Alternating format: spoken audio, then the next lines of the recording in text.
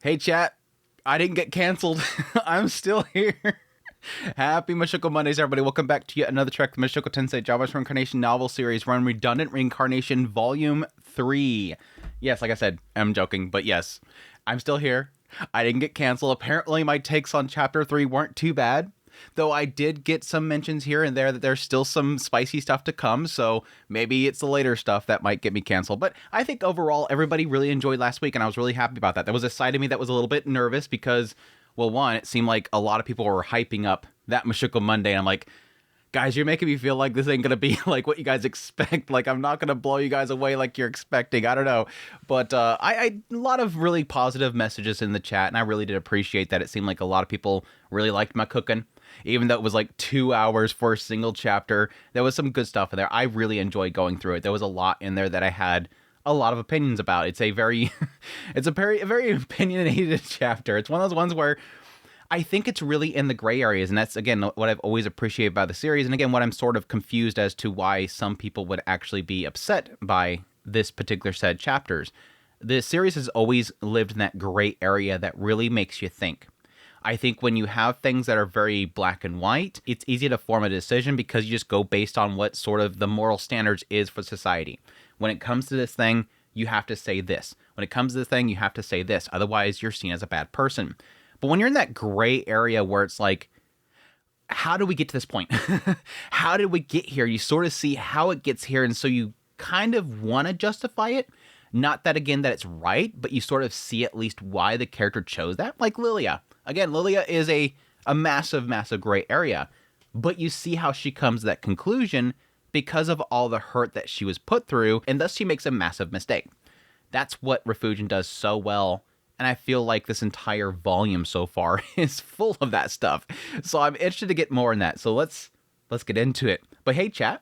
Hope you guys are doing well. Thank you for dropping by for the premiere. Hope you guys have a great rest of your week after Mushoku Monday. But yes, greatly appreciated by it supports channel monetarily through Patreon, tips, links, super thanks, memberships. Thank you. Last week we had Philip with a super, Nicholas with 100 gifted membership. Chat was dodging. Chat was dodging.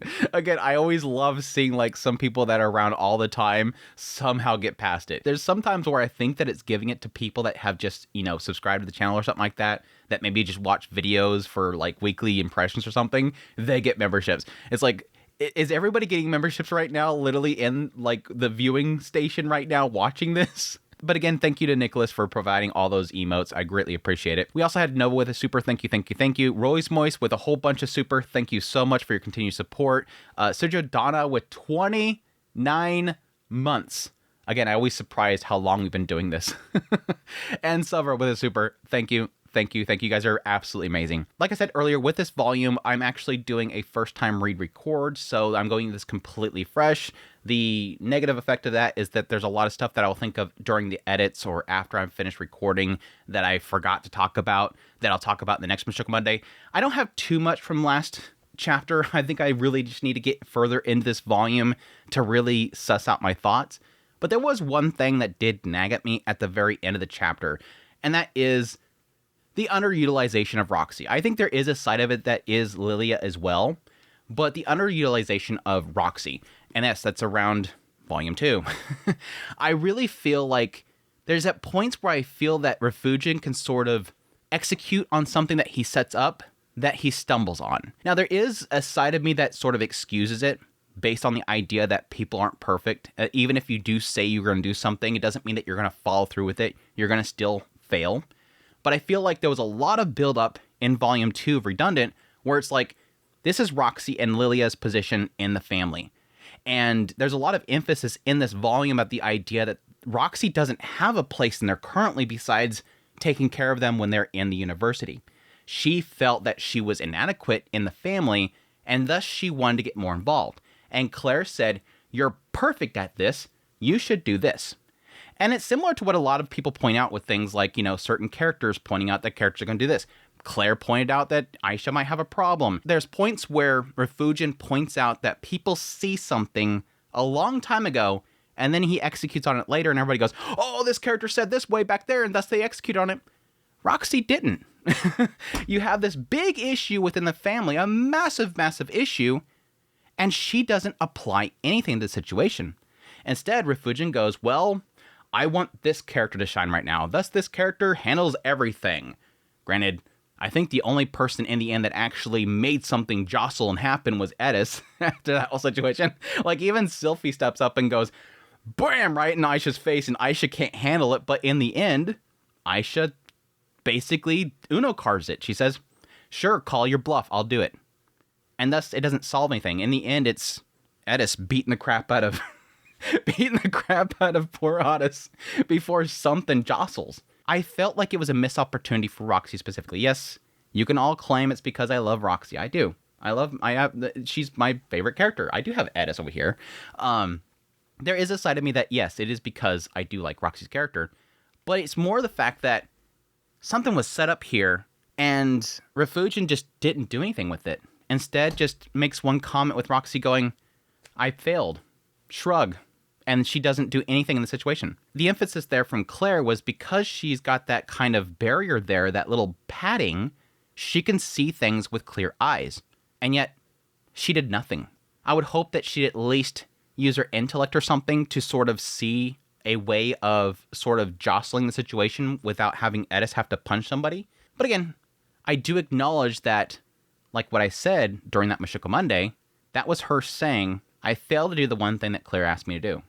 So I do excuse it in the end as an aspect that you can say all you want to Claire, but when it comes to the situation, you're not going to be perfect at it. And yes, Roxy's not going to be perfect at it, even if she is perfect. Anyways, that's the only thing that kind of stuck with me with last Mushoku Monday. Let's get into the new one. Chapter 4, Ute. Got some Utes. That night, Lilia's angry voice echoed through the house. Dad and the others, who were talking in the living room, might not have heard it, but we did. It was Lilia scolding Aisha. Yeah, I kind of expected that to come up. How could you do such a thing? It's an insult to my late husband. Seducing Lord Breeze's son is not something you should ever do. I heard that distressed voice from the room a little farther away, and it hurt my heart terribly. Honestly, I should have been there too. But Aisha told me, I'll be fine. So I waited in the room. It's embarrassing to admit, but even after what Red Mama said, I stayed passive. Yeah, didn't learn anything. You're not going to learn anything that quickly. No, rather than being passive, it's just that I trusted Aisha that much. Her ability to resolve things was better than mine at the time. So even compared to me now, she was ahead of me. If I just left everything to her, it would all work out. And I get that stability feeling, especially for a young kid. If you don't have the answer for things and somebody older than you says, don't worry, I got it handled. Sure, why not? She could accomplish anything perfectly. That's the kind of person Aisha was. She was amazing. Truly incredibly amazing. Honest, so when my sister, Lada, who had gathered with the rest in my room, said this, I really thought she was right. Do you think you're really a good match for Sister Aisha?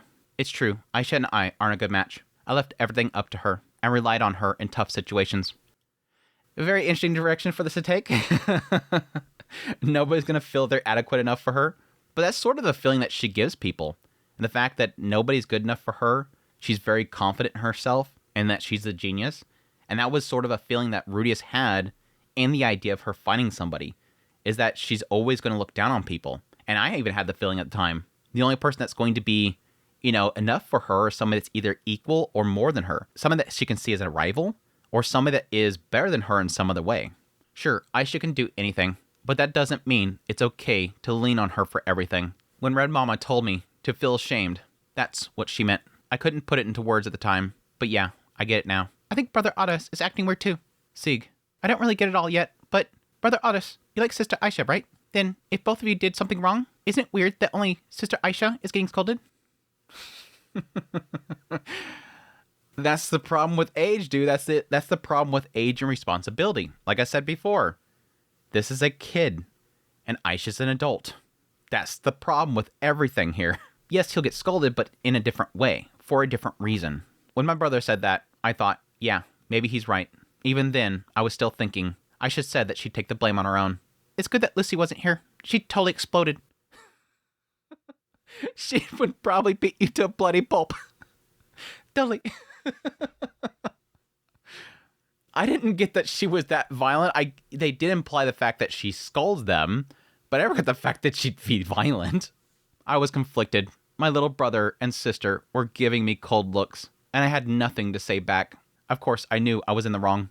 I'm guessing they're implying they told them what happened. Well, I mean, they're literally, They're overhearing what Lilia's saying right now. Leaving everything to a girl I liked, making her shoulder all the blame. That's not okay. It wasn't like I learned everything from just Aisha. At the very least, I knew the ideal man, or rather, the ideal person I had in mind wouldn't act this way. Yeah, there's a lot of emphasis that a lot of them give the idea of taking care of the women and protecting those that you love. Otis, now's the time to show that you're a man. Yeah, do your best, brother Otis. But how am I supposed to show that? When I asked that, my siblings looked at each other. They had this look that said, you really don't know? But seriously, I didn't. I'm surprised they know what to do, unless it's just simply stand up and protect her. You know, grow a spine and step out there. I was just that stupid. If I didn't get it, I didn't get it. At the very least, I knew there was no use regretting how I acted during the family meeting earlier. One of our family's teaching is, don't dwell on the past, reflect, and move forward. I wonder why that's a motto. I think they've mentioned this before, didn't they? But yeah, this is obviously Rudius. Rudius is very aware of this whole idea, and thus I have no doubt he would put that on a wall. Why don't you defeat Papa? Huh? Lotta's words made Sieg's eyes go wide in shock. Curious where they're getting this idea from. I guess it's just the idea of the tales that were told of what Rudius did and how he overcame people. In a lot of situations, it is simply overcoming somebody to earn their respect and their approval. I was secretly listening on the meeting earlier. If you really think about it, the only ones that opposed it were Papa and Grandma. White Mama was mad that Aisha lied, and Red Mama was mad that you acted like a cowardly loser, but they weren't really against it. Grandma wouldn't oppose it if Papa wasn't mad. She always looks happy when you and Aisha were getting along. So if you defeat Papa, everything will be solved. Red Mama would probably say the same. I kind of agree here because a lot of the situation is fueled by either the fact that he wasn't speaking up, he wasn't defending her, and yeah, Rudius seen this as wrong in the family as the family head. Lotta spoke at length, emotionlessly. She's usually too lazy to talk too much, but now I could tell that she was really thinking this through for my sake, though her idea wasn't very realistic. Yeah, I think taking down Rudius is going to be a little difficult for little Otis. Defeating him? There's no way I could win. You can, if you catch him asleep. My father was strong, but he was a mage, and he wasn't very wary around us. So just like Lotta said, I could probably take him if I caught him while he was sleeping. So something about that didn't feel right either. I doubt Red Mama would have accepted that solution. Yeah, I could see her seeing that as, like, cowardice. Let's not do that. Even if I beat Papa, the Mamas are still left, right? Yeah, good point. Lotta gave up immediately. She's like, okay, I tried. back to lying down. She probably knew her idea wasn't all that great either. Wait, even if I beat Papa, then what? If you kill Papa, you can claim the head of the house, and Sister Aisha would be free. Kill him? What the hell, dude? Isn't that going way too far? Yeah, just kidding. Lotta's jokes weren't funny at all. Still, she probably thought that was true, though. Still, when it came to Red Mama, maybe I really did need this kind of boldness. Maybe I shouldn't have gone and told Dad, please give me your little sister's hand in marriage. But that fell a bit off too. But I think White Mama would have understood if I explained it properly. Talked to them properly. Yeah, that's it. I needed to tell them again that I loved Aisha and wanted to marry her someday. Blue Mama should be able to tell me why Papa is against it, and maybe how to fix it. Thinking that, everything started to feel clearer. Well, it's the sad reality is that after the last chapter, we know exactly what happens. He's not going to talk to them. I'm not good at expressing myself, but I felt like I can get that across. Oh, the lecture's over. I'm going. Be careful not to get caught. The sound of Lilia's scolding, faintly heard from outside the window, quieted. Then came a click of the door closing. I snuck around so that my dad and my moms wouldn't find me, and as Aisha was leaving Lilia's room and heading back to her room, I grabbed her hand. Sis, Aisha. Otis. This isn't good. We just got scolded. If someone sees us together again, we'll get into even more trouble, you know. I imagine Aisha saying that, poking me playfully on the nose with a smile. Then I imagined her explaining why things were wrong and casually proposing what to do next. And nothing's coming out of her mouth, I bet. For a second, that's what I thought would happen. I'm sorry, I failed. But that's not what happened.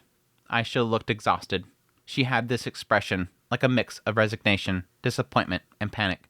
And I think a lot of that has to do with what Rudius said. It's so interesting because I don't see her really truly respecting what Lilia is scolding into her. It's what Rudius said. I think a lot of what's impacting her right now is the fact that Rudius said, No. I don't have to explain it. No.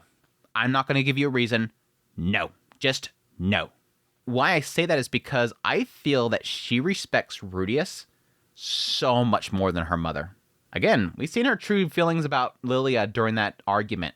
Technically, from the brief perspectives we get from her, we do get a sense that she didn't like what her mother was putting her through, but at the same time, at some point, realized that she was right, but still, I don't think that she likes her that much.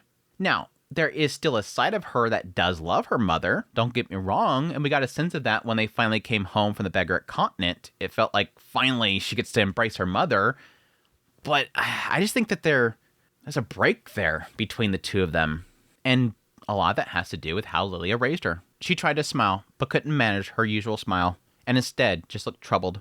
We're going to be separated now. I always figured we'd end up apart someday. Just like Lucy went to school in Nostra Kingdom. Once I graduated from the Renoa University of Magic, I would be leaving this place too. Yeah, but I would kind of assume, in that case, he could have easily requested that she go there as a maid. And I think that he probably could have gotten that approval. That was already decided, wasn't it? But maybe Aisha had planned to come with me. There we go. I didn't know what Aisha had intended. But it wouldn't have been strange if she was making preparations for it, because Aisha is capable of doing things like that. Otis, let's leave this house and go somewhere far away. Let's run away. Just the two of us. Wow. She's the one that decides it. I was kind of thinking that it might be Otis that would say it. Just as a knee-jerk reaction. I have no solution. I got a couple from Lada. They don't sound very good. I have to kill Dad? What? Let's do this. And then she kind of just goes with it. It'd be the one time that he finally makes the decision in this whole relationship. Let's leave this house and go somewhere far away. She had an expression I had never seen before. She looked like she was about to cry, like she knew that wasn't really an option. And yet, she said it anyway. Those words gave me a kind of feeling. Just kidding, I'll go. So, before Aisha could finish saying it was a joke, I said that. It was a reflex. Everything that I was thinking up to this point had been blown away. If that's what you want, Sister Aisha, then I'll go with you. I'll do everything I can to help you with whatever you want to do. Let's stay together. I love you, Sister Aisha. I don't want to be apart from you. Aisha stared blankly at me for a while, then spoke in a flat voice. What? I'm still not really strong yet, and I might not be able to help you. But I'll protect you, Aisha. When I said that and held her hand, Aisha blushed and awkwardly squeezed back. I don't know what Aisha was thinking at that moment. I probably wasn't thinking clearly either. But even someone as dense as me could tell that Aisha wanted to be with me. Aisha, who usually ignored emotions and only ever thought about efficient methods, had pushed all that aside and said something from her heart for the very first time. Of course, I'd want to make it happen for her. I guess that's technically true. Again, to his eyes, this is a genius in front of me. Someone that's always taken care of me, always has the answers. And yes, everybody sees her equally as a genius. She does everything efficiently. And again, that was the whole point where I'm like, holy crap. She's actually allowing him to fail and she's helping him. The only other indication that we have of this was like with the mercenary band and with Linnea.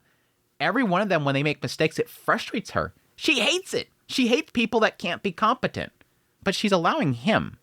And so for him, who sees her as always making the perfect decisions, finally making a rash decision.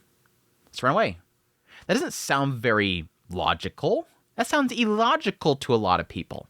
I want to make it happen for her. Then, let's go. And so, we decided to run away from home. Okay, now we're back to the end of chapter 3. Packing was done quickly. Aisha had already prepared emergency supplies just in case. Was she planning for this for a long time? No, this could be like a procedure for like if the man got attacked or something like that. They would have supplies to run away with. Yeah, you should have said like read the next line, Andrew. Because we never knew when Dad's enemies might come for us, she had made sure we could run at any time. She took 2 of those packs, thought for a moment, and handed both to me. They weren't very heavy. They were just the bare essentials for escaping. When I asked if it would really be enough, Aisha laughed and said, It's fine. We could pick up what we need along the way. Then we slipped out of the house through the back. Leo didn't bark. Bite was silent too. Maybe everyone was already asleep. The house was wrapped in silence. But I can see Lada and Sieg peeking out at us from the window. When their eyes met, I just gave a nod. They waved at me, but I didn't wave back. I didn't feel anxious, like I might never return. I figured I'd see Lada again. Sieg, I wasn't so sure. But for some reason, I felt like I'd never see my mama and the others again. I like and don't like this kind of stuff, but it feels like this is all Refugin saying what's going to happen. And he's done this before, and he's followed through with it. This tells me here that he's never going to see Sieg again, probably because Sieg is going to go out and become something. Like, he's going to travel and become a warrior, and thus he's never going to see him again. Lana is kind of a surprise to me because I think they even implied with the earlier chapters that, what was it, Henry, I think, has never met her, which implies that she maybe possibly had left at least their homeland, at least that northern area, and went somewhere else. Again, presumably to do her destiny or at least go to the Beast Tribe. But ouch, the fact that it's implying that he'll never see any of the moms again, which makes me think that he's going to never come back to this country, at least for the foreseeable future. He does go back there eventually because, again, he's going to be a part of this army. We'll see. Running away from home, are we? And yet, just a few steps after we left the house, someone called out from behind. A familiar voice, one I heard often at home and at school. A voice that was a little sleepy sounding, but rang with calm and strength. It was Blue Mama, Roxy M. Grey Rat. I just complained about this at the beginning of the Mushoku Monday. Is she finally going to make some big statement here that's going to restore my complaint about this being underutilized, this entire volume being underutilized? We'll see. I stepped out in front of Aisha. If it was only Blue Mama, and at this distance, I could win. I doubt. This chick's been in... Maybe he don't know about all those trips in the labyrinth that she did solo. She's used to things getting that close. I could win. That's what I thought. And I reached for my sword at my waist, only to notice that my hand was trembling. Otis, it's fine. At Aisha's words, I let go of my sword.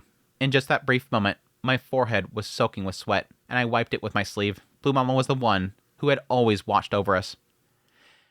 Yeah, I'm not liking how this is going because... Granted, he was trembling, but it's like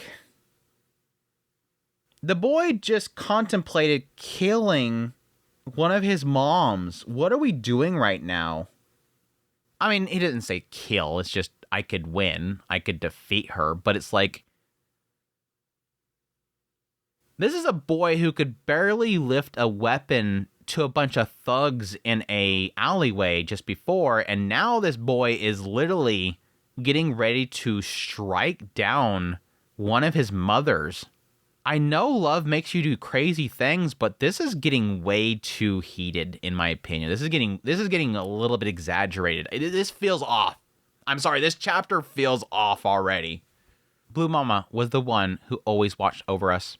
Even at school, when I didn't understand something, she taught me kindly. When I got into a fight with a friend, she went with me to apologize. On days when Dad, Red Mama, White Mama, Aisha, and Lilia were out, she invited me to go gather ingredients and go fishing. She was always calm, gentle, wise. Someone who stood by you when you were in trouble. When I realized what I was trying to do to that person, tears came to my eyes. Again, I feel the whole idea of knee-jerk reaction, but holy crap, dude. Now, there is something to be said here, and I will give Refugin credit for if this is what he's doing. This is sort of the side effect of what Otis has become. The moment he finally is trying to make his own decisions, he's very rash, and they're very bad decisions. This is sort of the side effect to him always looking to Aisha, that finally when he says, okay, I made a decision, let's go, Aisha, we're running away together, oh crap, people are in front of me, oh, what am I doing? I don't know. He's making stupid decisions right now, despite the fact that he knows very well that Roxy might actually support him. And it's somebody that he does care about that he's about to strike down. Is this really how it should be? Oh yeah, that's right. I'm stupid. I don't know what the hell I'm doing. Oh, that's right. I'm a kid. With no one to answer those questions for me, I just stood there. Yeah, he doesn't have Aisha to answer it. Didn't think you'd be the one to find us, Sister Roxy. I was so shocked that I hadn't noticed the changes in you two, that I wasn't sure if I should talk to you about it. Blue Mama didn't scold us. She wasn't angry. She was just as calm and composed as always. Well, yeah, again, that was the whole thing that Claire was pointing out. The fact that she does sort of have that buffer, that little distance between them. She doesn't get too attached, too emotional. Where are you going? I'm not telling you. If I do, we'll get dragged back. Do you have a destination in mind? Yeah, we'll make it on our own. I'd recommend against becoming adventurers. It doesn't pay very well. It's fine. We're not doing anything dangerous. Thanks to running the mercenary corps. I've got some money saved up. We'll manage with that. Rudy's gonna worry, and he'll look for you. My brother might be able to find us, but I don't know. He's surprisingly clueless sometimes. Even if Rudy does have blind spots, if he asks Lord Orsted, Or Lord Pedigus. It won't be hard to track you down. Yeah, you're right. Even so, we're going. I see. Blue Mama let out a sigh. Aisha, what? I'll make sure no one finds you. But if you ever feel like this isn't right, contact me. Any method is fine. Okay, got it. Thanks, Sister Roxy. Aisha started walking off casually. I followed her while looking back at Blue Mama's smiling face. She didn't seem like she was going to stop us. I couldn't help but ask, Blue Mama, you're not going to stop us? No, I ran away from home when I was your age too. And now, here I am. Blue Mama, you did too? I left home when I was young, became an adventurer, and went all the way to Bernoa. I didn't return for over 30 years, but I'm still here, alive. You'll be okay. Traveling teaches you many things. Just don't rely too much on Aisha. Use your head and do your best. Yes. Blue Mama said that and gently patted my head. She was small, almost the same height as me, but she felt very much like an adult. Remembering that I tried to draw my sword against someone like her, I felt tears welling up in the corner of my eyes. Well, take care then. With Blue Mama at our backs, we set off on our journey. Image, hold on. Yes, chat, shut up. Chat, shut up. Oh, I was sitting there ranting at the beginning of this Mushoku Monday, and Refugion's like, don't worry, Andrew, she gets her turn. All the mamas get their turns. It makes sense, though. It logically makes sense, the idea that, yes, if they're running away, she's going to be the one that's going to understand the most. And Roxy with a little smile. We're going to Aisha look. Aisha's like, got a very uneasy look on her face. Again, going back to what I said earlier, I think, from the perspective of, like, a parent of a household, I don't think this is a good decision for Roxy to make.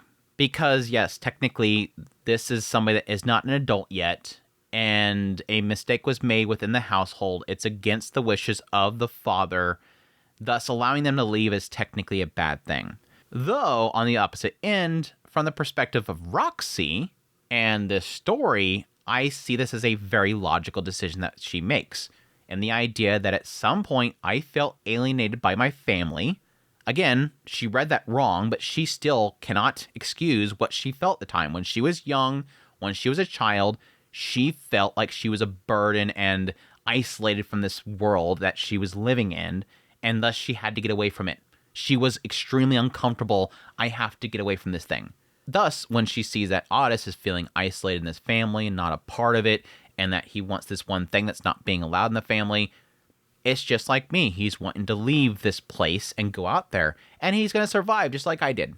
I was small like you, and I survived out there as well. You learn a lot out there in the world. And technically, he has Aisha with him. She's going to protect him. But still, obviously, putting at the end there, make sure you do your part too, boy. Like, in the end, like what your mother was upset about, you need to step up as well. She obviously sees what everybody else sees. That you rely too much on Aisha, you're never going to grow up. You're always going to be a burden to her as well. I think the statement of contacting, I think, is the biggest point of all of this.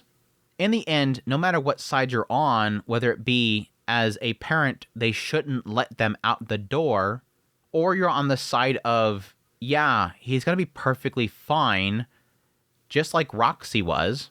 In the middle, I think, is the compromise that no matter what, if she stops them, they're going to run away eventually. This can't be stopped right now.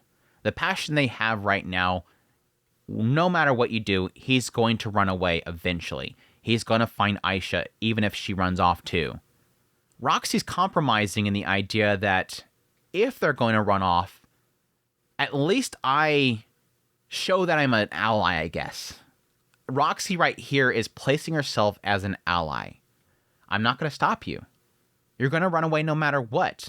I could stop you and thus make me, just like everybody else that was in that room, an enemy. Or I can allow you to leave and leave open the door of communication. That if you ever need something, you won't feel like you're completely disconnected from the family.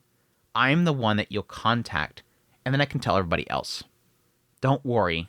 I'm the ally in this room of people that you think are an enemy right now. Which, yes, obviously we all know they're not enemies, but Otis thinks they're enemies. So it's a good move in the end.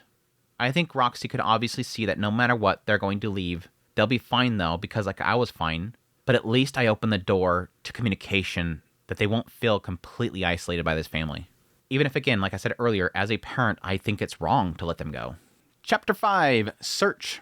The past is something that follows me, no matter how much time passes. I thought I had reflected on the past, but in the end, maybe I hadn't. No, I have reflected on it. It's just that when it comes to things I haven't recognized as failures, I remain dull to them. This time again, I turn my eyes away from the most important part. I've had the experience of only thinking I've reflected many times before, and this was the same. Even if I regret not realizing it sooner, it's already too late. Aisha and Otis are gone now. Excerpt from Diary of Rudius, Volume 29. The moment I saw the letter, I bolted out the door in a panic. Even if I found them, I knew I wouldn't be able to convince them.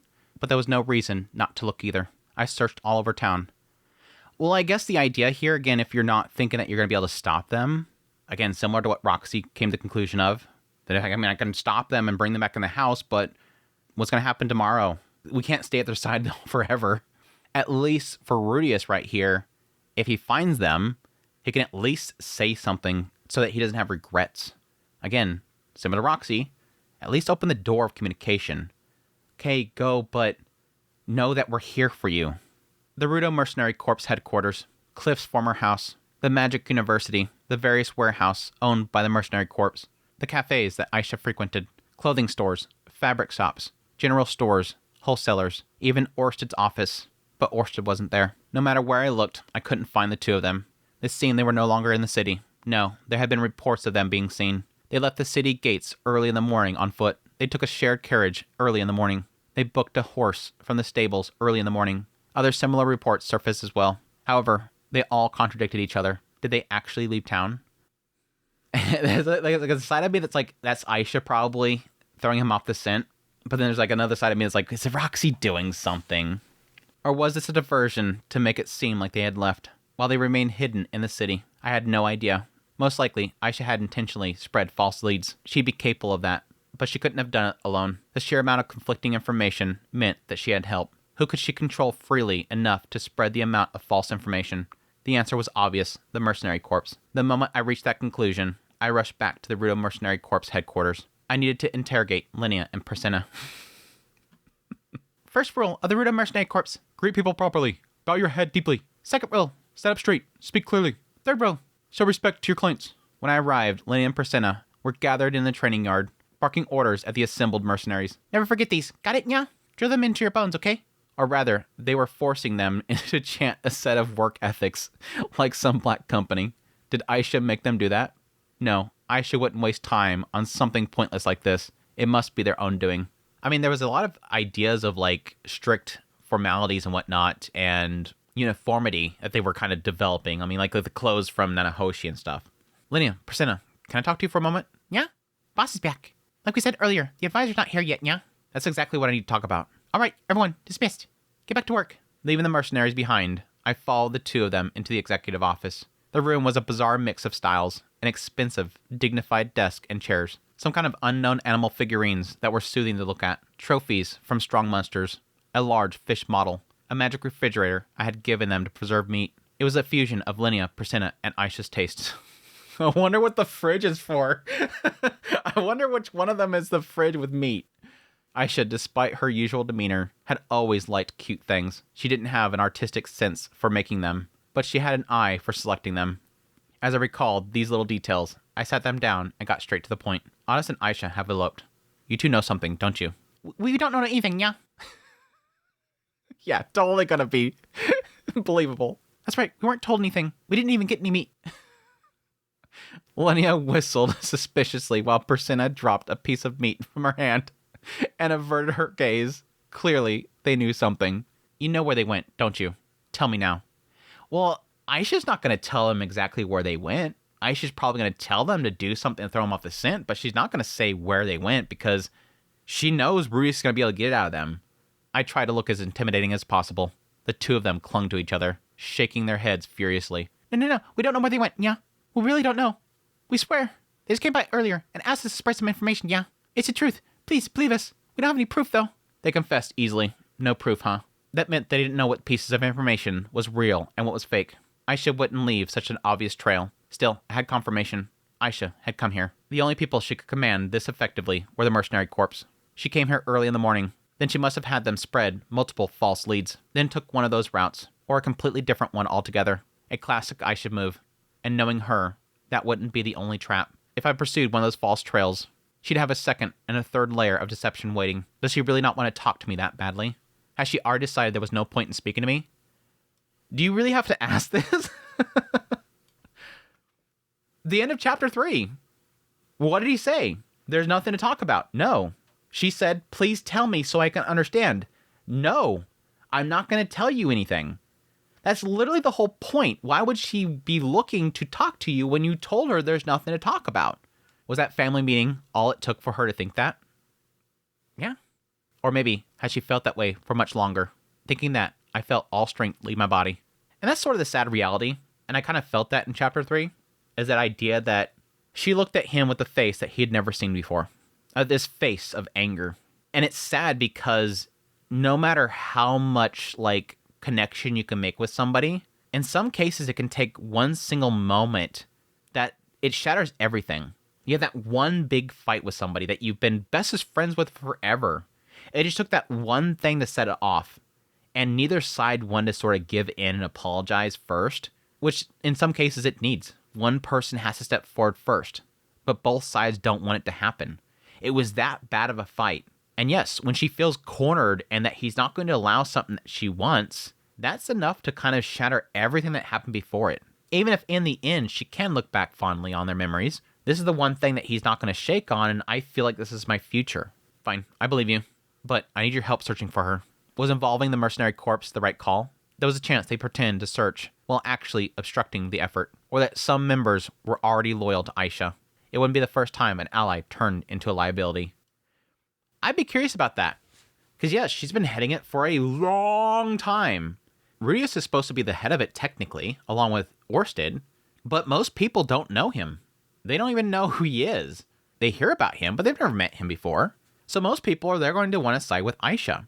This is sort of a complicated situation that Rudius has put in, that this big corporation that he has built that is supposed to be for serving Orsted is now compromised because its leadership is now no longer there and is actively using it against him. But honestly, I think this only really matters for this area. I don't think it really matters anywhere else. No other area is going to care who Aisha is. It's the people that are directly underneath her at this location that could be compromised in the end. Everybody else, they're joined for the company and for potentially Orsted. I don't necessarily see this turning into a situation where the mercenary corps in the end goes against Orsted or anything. I just don't. Because there's too many branches. The only thing I see happening is similar to what I was talking about before, where the man god could have gotten infiltrated into the organization and used branches against them. That was the only place where I seen there was sort of a weakness in the mercenary corps idea. But right now, I was desperate. I needed every possible lead. Still, Linnea and Priscilla looked hesitant. Sorry, Nya, but we can't do that. The advisor made it very clear who we should support if this situation ever happened. If she exposed my secret, I'll lose my authority. I'll be a stray dog, wandering the streets.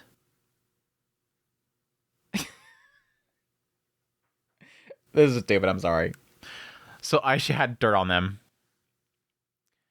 Let me read the rest of it before I say anything. Besides, a lot of mercenaries wouldn't like the idea of betraying the advisor and turning her into an enemy. Yeah, everyone owes her something, and she has something on everyone. It wasn't just these two. Most of the mercenary corps members were either indebted to Aisha or had their weaknesses exposed by her. She had them completely under control. No. This feels forced. I'm sorry, no. I'm sorry, this feels forced. Yes, I can see Aisha being very knowledgeable about everybody in the corporation. I can see that. This is a girl that's very meticulous, very smart, and thus she's going to know everybody. Though a counter to that is the fact that she also sees that many people are useless. Now that could have changed. Again, in the earlier moments of the mercenary corps and everything like that, there was a sense that she didn't feel like she had a place, and then it revealed that the mercenary corps is sort of her place. Then later on, it talked about the idea of people with their failures and how that frustrates her. Maybe she changed at some point. Maybe at some point she started to see sort of the value in people, even if they are failures. And maybe it took her looking more into people to kind of see that value in them, and thus she finds things that she can use against them. But her actively, prior to this, again, because this is the same 24 hours, prior to this, developing dirt on everybody every single member of... No. That feels forced. Let's go back to here. Specifically, Linnea and Priscilla. Them choosing Aisha over Rudius? They're pretty much like slaves under him. They kind of give this sense that they're kind of like slaves underneath him. He saved Priscilla's life. She was locked up. He basically freed her. But currently, under the tribe of the Beast Folks, Priscilla is working with Rudius and the Sacred Beast for Lada. This stuff with Aisha, her having some dirt on her, quickly goes to the wayside when Rudius steps up. I could be a stray dog on the streets. That's not your... The whole point of why Priscilla is in this town is not for the mercenary corps. Her job right now is the Sacred Beast. This doesn't matter.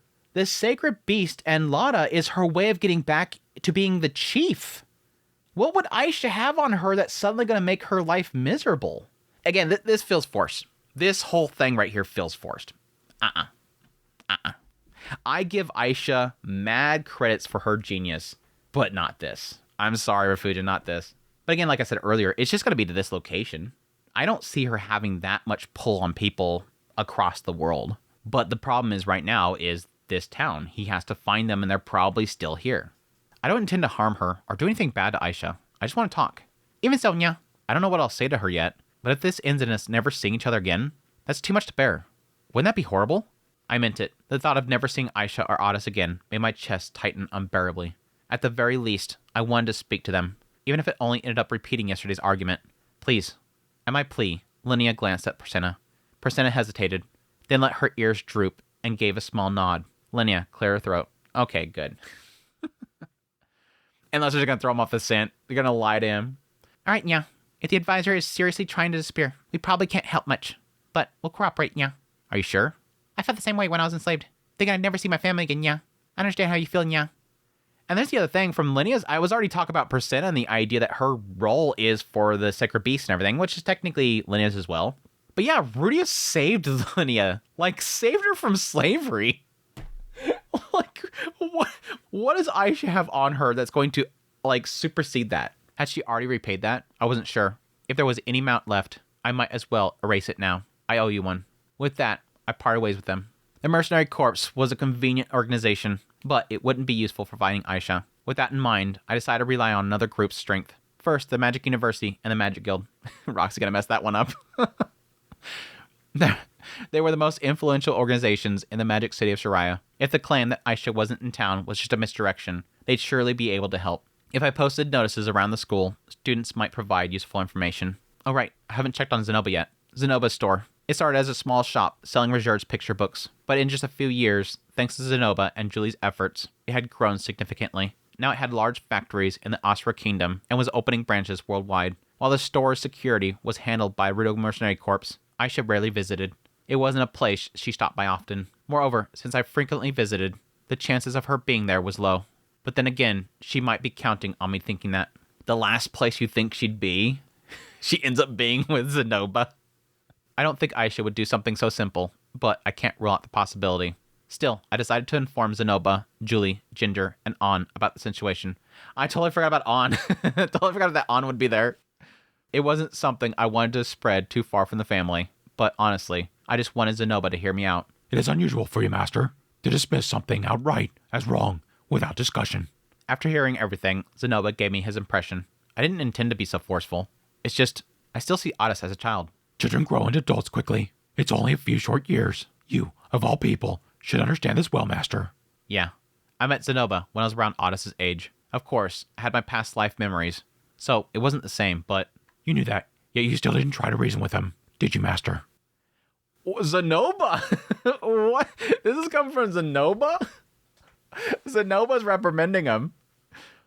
Children grow up quickly, Master. Master, you're not wrong. You didn't even talk with them, Master. Everyone grows up. Right now, Otis and Aisha might not be ready, but if they reflect and work hard, they'll improve. I used to be a complete bottom-feeder bastard, but through effort, I became somewhat decent. Maybe now I'm just a slightly more respectful scumbag, but still, I've improved. So, to varying degrees, I believe everyone can do the same. Again, this goes back to the whole, issue about, it's not really so much about who's an adult and who can get better and everything. It still comes down to the fact that Aisha's in her 20s and he is just turned 10. That's the problem. Yes, with time. And I guess that's sort of the deeper thing here, is the more the fact that he said absolutely not, but not necessarily just give it some time. But he technically did. He said his decision in the end was go here first, and then when you come back, if you still want that, sure, kind of thing. Then how should I have handled it? For starters, you were too forceful. If you tried to separate them by force, eloping would have been their only option. But if things stay the same, Honest would have remained completely dependent on Aisha. So what? One can still grow, even when being dependent, though it may take longer. But it's not impossible. That's sort of what Roxy said, technically. That yes, go, and the door's open of communication, but Honest, try to do more. Go, but Honest, do more. Simply that. I sort of see what he's saying here. I agree. But I also agree with sort of the Paul's perspective, where it's it's too reliant, and thus you're never going to think for yourself. Both things are technically true. It just depends on how severe it is, really. Sylphie and Rudius was unhealthy, no doubt. I think Sylphie and Rudius's connection was way too unhealthy. She was way too dependent on him. Honest and Aisha, at least what we've seen, it seems like he's thinking for himself. He is doing his own things. He's branching out from, he literally left her behind to go do something. I don't see Sylphie ever doing that. I don't see Sylphie running off with some other friends to go see a light tower and trying to hide from Rudius. Honest did that. But that was a kid's side. That was his childish side, wanting to run off and do adventuring. He still sees her as being sort of controlling in a way, and that he had to get away from her. That was true. Even while relying on others, people could still grow. Slowly, perhaps, but surely. There were certainly areas where dependency prevented growth, but those could be supplemented by the support of people around them. I know that. Besides, I don't even know if Otis really was dependent on Aisha. He's Edis's son. He's not the type to cling to others. Wait, but he's my only son. So maybe dependence is possible. No, maybe even if he was dependent, he still had a sense of autonomy that I just wasn't seeing. I should have known from how he's been until now that, even if he was relying on her, he wasn't some mindless puppet. So why was I so adamant about opposing them? It seemed like a lot of it had to do with something you didn't really understand that was just making you sick. You didn't seem to have an excuse. That sort of comes from that rash decision making, even though you haven't really thought it through. He didn't have time to think it through. It kind of makes me believe that probably the better solution there would have been having them go to their room, having him discuss it with his wives, the parents of this son, them figure it out quickly, figure out what they're going to do, even if it takes multiple days. We're going to discuss it, just don't do things like that. We're going to figure it out. It doesn't need an immediate reaction. It doesn't need an immediate decision made. And I'm saying that from the perspective that he doesn't really know an immediate answer. Many people looking into the story will know the immediate answer, but Rudius doesn't know the immediate answer. If that's the case, you need to think about it. You need to discuss it. Julie, what do you think? Wanted you to hear a perspective of a woman. I turned to Julie. She had gone pale, staring at the table. Julie, what's wrong? Does she know something? Does she actually know? Well, Julie, do you know something? Are you keeping secrets from Lord Zenobia? Ginger, who had been listening quietly, pressed Julie for an answer. I saw them. Saw who? Early this morning. I saw Miss Aisha and Master Otis going into our basement together. They're going to Astra Kingdom? I think that's in the basement. What? I shot to my feet. A new lead. The basement of Zenobia's workshop. There was a teleportation circle there. One that led to a secret research facility in the Fatoa region of the Astra Kingdom. So technically what he said earlier did actually happen. The one last place that she would think that I would think that she went, Zenobia's store. But it wasn't to hide there. It was to travel. And it's technically like one of the closest locations to have teleportation circles without going to Orsted's office. Julie, why didn't you say anything? Because you and Master Zenobia often snuck off to the basement too. Zenobia averted his gaze. Maybe he thought our sneaking around made her think that it was better not to mention it, and in doing so, we missed our chance to catch them. But knowing Aisha, she had been aware of the teleportation circle all along. If we hadn't been so sneaky about it, she might not even have considered using it as an escape route. Zenoba, you didn't notice anything? I spent last night at the store, so no. Ah, Aisha must have known his schedule. The store's security was, after all, handled by the mercenary corps, so they definitely went towards the Ostra Kingdom. Hard to say, but it'd be best to request Her Majesty Ariel's help in searching for them. Yeah, I'll do that. I'd head to Ariel next.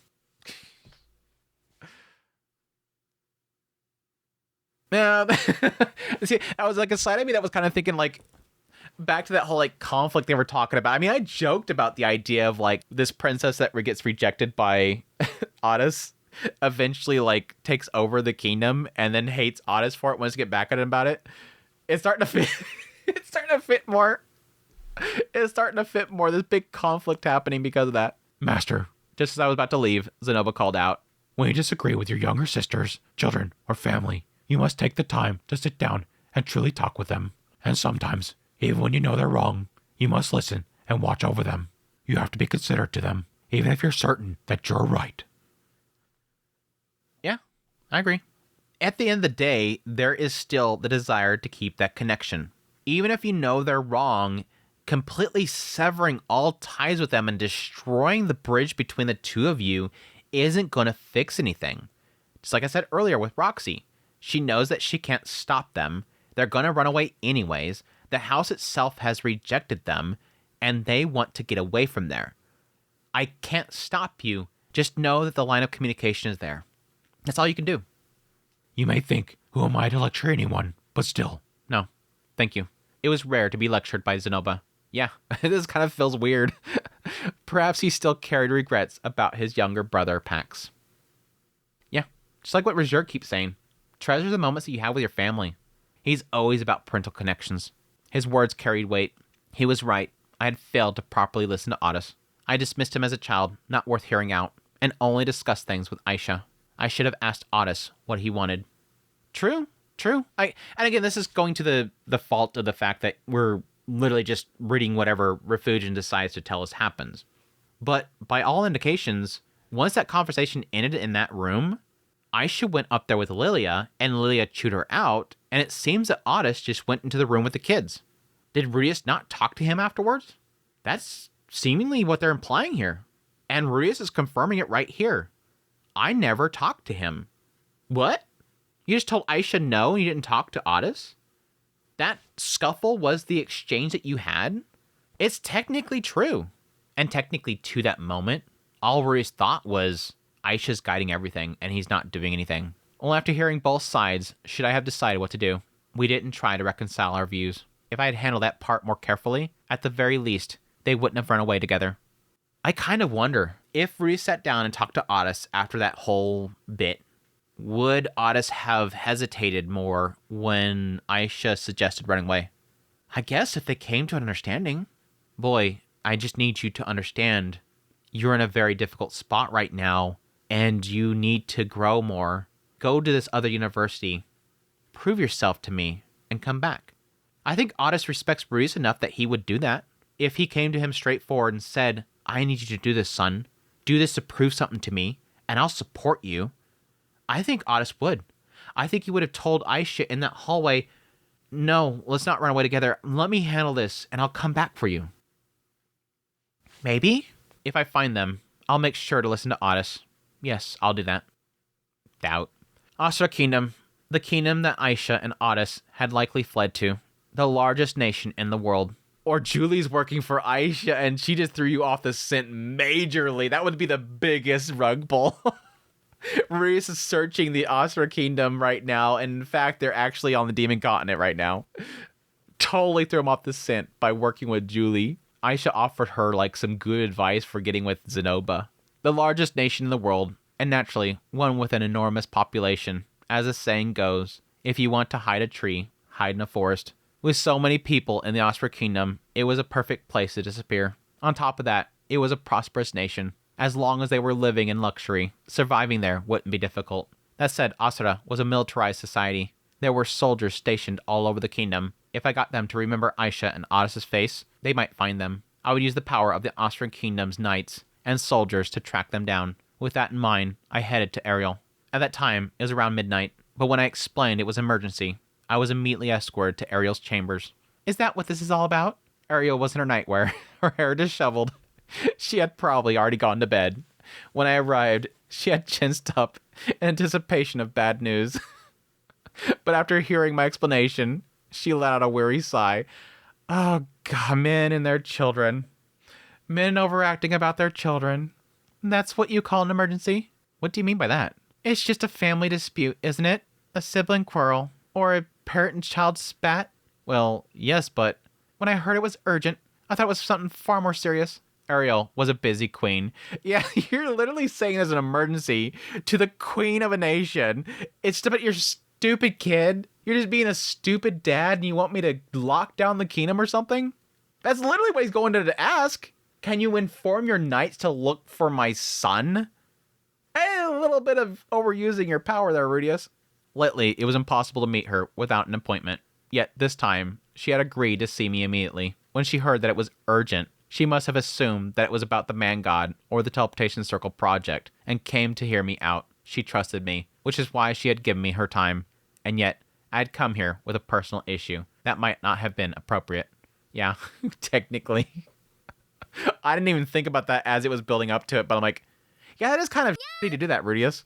I could understand why she seemed exasperated. You're right. I apologize. No, there's no need to apologize. Looking at it another way, you could say that Riddle Mercenary Corps' chief advisor has fled. She's incredibly capable. This will surely impact our operations moving forward. I'm thankful to hear you put it that way. It's like, thank you for making it seem more important. I'll have Sylvester handle it. Though if she's truly determined to stay hidden, I doubt we'll find her. As she spoke, Ariel scribbled something on a piece of paper and handed it to her attendant. Sylvester was the head of security, one of the 7 knights of Asura. I had seen him often, even exchanging greetings, but we had never sat down and had a real conversation. I knew nothing about him. Thank you. That should be enough for the Asura side. Was there anything else I could do? As I pondered my next move, Ariel muttered something. But know this, you can't fight against blood. Blood? Run away because they refused to follow the family decision. Is that not something your father did as well?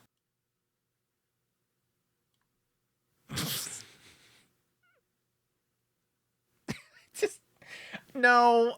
This is a dorky... No, this is a dorky connection. No. No. No. No. Again, he hated his father because his father blamed him for his mother's death. He didn't run away because he didn't like his family's decisions. He hated nobility. It has nothing to do with it. It wasn't like they were trying to get Paul to marry somebody he didn't like or not marry somebody. Bad connection. Bad connection, I'm sorry. Now, that's me saying that, assuming that the whole visual novel was correct, that his mother died and his father blamed him and he hated nobility and ran away. A lot of what was in the novel series here was a lot to do with, yes, they had an argument and he ran away, and that he hated nobility. Paul, right? Paul had also argued with his father and left home, and he had never gone back. He had never reconciled with his father before he died. Would that happen to me too? Would I never see Aisha and Otis again? Besides, why did you oppose him in the first place? Why? You should have simply let him marry. It would have been a fitting reward for Aisha's long years of service to you. Damn! Ariel's going all in on this one. Sure, why not? Reward the girl. She's great. Well, I agree that letting the eldest son, the next head of the family, marry a mere maid is a bit too generous as a reward, but Aisha should be excellent enough to fulfill the role as the heir's wife. And so, Lord Rudius, it shouldn't be a problem for you, should it? Yeah, okay, if I put aside all the controversy and the questionable aspects of that relationship, again, the idea of Aisha herself seeing something special in him when he was an infant and growing as a child, and her constantly fighting against her urges for him, which is just all like this big, massive, like, blotch of WTF over here. If I put that aside, if I just look at it strictly on the idea of boy, girl right here, Otis, Aisha, forget everything else, age, everything, forget everything else. Yeah, this is a fitting pair. The next heir to this family, the boy is going to take the Grey Rat name, and somebody that has done so much for me, sacrificed her entire life for me because of what Lilia did to her? That seems like a damn good fitting reward, and she gonna take care of my son. She gonna make him the happiest boy ever. I don't see anybody else in Otis's life making him happier than Aisha. Again, ignore everything. She is so perfect for him because she's so perfect in so many ways. Besides the fact that she's been groomed and she grooms. I'd be afraid for their children. It technically makes sense from an outsider's perspective that Ariel's like, why wouldn't you let it happen? And Ariel's losing something right now, mind you. She's probably going to bring it up. She's losing something right now. Ariel wants Otis. But even she sees that, like, yeah, why wouldn't you? In Asra, such arrangements weren't uncommon. A highly skilled servant who had brought great benefits to their master could be given the right to marry into the family as a reward. That seems weird. I don't see that. I can see that in nobility. Maybe. I don't see it in royalty. Hell no. But again, Rudius is technically nobility, and that's what they're probably talking about here. Maybe, I guess. I can see them becoming a concubine, maybe. That's weird. Of course, only if both parties agreed. And this, coming from the same Ariel, who suggested a marriage alliance with my family? Well, Sig would be fine too, you know? That's right, he still technically has Sig. If you can lock that boy down. Would they, though? Because Sig, again, has green hair. She's okay with that? Question mark? And technically he has daughters, too. Ariel had been pushing for one of my sons to marry her daughter as they grew older. There was a reason for that. Not everyone in Asra approved of my involvement in the kingdom. Some believed that I was exploiting my past assistance to Ariel to gain power. Interesting. That it's not necessarily all about her, but keeping the connection. That I was only helping with the Teleportation Circle project for personal gain. That I was clinging to an unwilling Ariel, and she was merely tolerating me. Then why would that make it change? I don't see how this would change. If they had one of their children marry each other, it's just going to make them say, oh, now he forced her to marry the kids together so that we would... It's not going to change anything. And so by marrying one of my children, especially a boy, to the royal family, I could dispel those suspicions. No, I wouldn't. They're going to find a reason. If they're suspicious already, that's not going to change anything. People make up their minds, and they just do not want to change. That was Ariel's reasoning. Well, we could talk about Sig later, but come on, isn't it still wrong? I mean, it's Otis and Aisha we're talking about, and not who's caring for a nephew since childhood. Isn't that a lovely relationship? Ariel, she freaky. Ariel built different. You're asking about morality with Ariel, who's the piss princess, Rudius. Well, it's just, I feel like relatives shouldn't be together. Why not? Why? Why indeed? Why did I feel a strong repulsion to this? In my previous life, it had been forbidden. But in this world, it wasn't. Ariel was genuinely puzzled. In noble families that valued lineage, it wasn't unheard of for an aunt and a nephew to marry.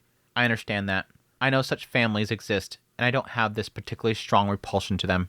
So why was I so against it? Was I jealous? Had I secretly loved Aisha all along? Had I always wanted to claim her for myself? Let me stop here and think about this one. Would that be the repulsion? I don't think so. Yeah, that doesn't add up in my brain. Again, because he's constantly been rejecting her. And yes, technically earlier, it said something to the effect of this wasn't a case of NTR. So it sort of does kind of plant that in my brain earlier, like in the previous chapters. I think it was chapter 3 when it started. It literally said this isn't a case of NTR, which implies there that it wasn't stolen from me. It wasn't something that I wanted that was taken from me. In the concept of NTR, it's somebody that likes somebody else, and then somebody comes on and takes them from them. No, that was ridiculous. If I had, then somewhere along the way, we would have ended up together. Then, what was it? It had to be something else. Maybe it was exactly what Aisha said. Maybe I had always considered her my possession. Oh, that would be a really interesting route to go down if they're going to go down that route. Maybe I had subconsciously thought that she was mine, and I was angry because Otis had taken her from me. It was possible, but that didn't feel right. Maybe I was worried that Otis wouldn't grow. He's sidestepping it so fast, but that would be a very interesting route for this to actually take, which would honestly fit the bill for me. What has been Andrew of Otaku Spirit, Mushoku Monday, what has been one of his biggest complaints about Rudius X Aisha? The fact that he won't let her go. And part of that is the fact that she wants to do things for him, but he doesn't let her go. He doesn't push her away. There's the key thing there. He doesn't push her away. Not that he has to say, get out, Aisha, move on your own and be your own thing. You can't serve me anymore. I don't want you at my side. It's more of an aspect that he keeps feeding into her want to do things for him, and in a sense is shackling her to him. The big tipping point for me was the mercenary band. Again, it's beneficial to her in the end. She has lots of money right now because of it. She's probably set for life with what she's made, but it's still something that has robbed her of a potential future because it's still tied to him. It's serving him in the end. So that would have been a really cool thing for Refugien to get into, is to feed into my frustration that I've had that Rudius will not let her go. He keeps pulling her into something that's tied to him. Maybe because subconsciously, he's always fed into it and kept pushing her into things because he didn't want her to go. He did like the idea that she was serving him. It's my maid. She's always been a sister, but she's my maid. She's mine. And my son took her from me. How it builds into angry because Otis took her from... That's where it kind of breaks for me, though. Anyways, it sidesteps, though. But that didn't feel right. Maybe I was just worried that Otis wouldn't grow. That seemed like that was a lot in his brain at the time. That was certainly part of it. But that was only a convenient excuse I'd come up with afterward. Interesting. If I truly cared about Otis's growth, I would have paid more attention to him. Bingo! Absent father. Absent father. That wasn't the root of my discomfort. I don't know. Then, think about it carefully. I imagine Aisha would want to hear it from you as well. Yeah, Ariel was right. Before I spoke to Aisha again, I needed to sort out my own thoughts. Otherwise, it would just end the same way as before. Nothing I said would reach her, and she would run away again. Then, I'll take my leave. I'm sorry for disturbing you so late. It's fine. It's fine. Went back to bed. She's probably in the middle of something. As I left, I also greeted Doga, who was standing at the entrance. With a genuinely worried look on his face, he told me, Sister, I will help search. That was reassuring. Right at the end, W from Doga. W moment right at the end with Doga. Doga, best boy. He's gonna help search. Dude, he's gonna find them too. You're gonna have out of nowhere. Suddenly, I was awoken by a beating on the door. I rushed down, opened the door, and Doga was standing there. Both hands, he's holding Aisha and Otis. He just I found them. Hey, back. Hey, Tommy. I found them. He's so great. After leaving Ariel, I went to Orsid's office. It was already past midnight. It was 3 a.m. to be exact. Far too late for a visit, but there was still many people I needed help from. Originally, I had planned to return to work tomorrow, but I would have to delay that. Oh, Mr. Rudius, have you found Aisha and Otis? Alec was at the office. It looked like he hadn't gone to bed yet. No, not yet. Is Lord Orsted? He's in the office. Have you been helping search this late?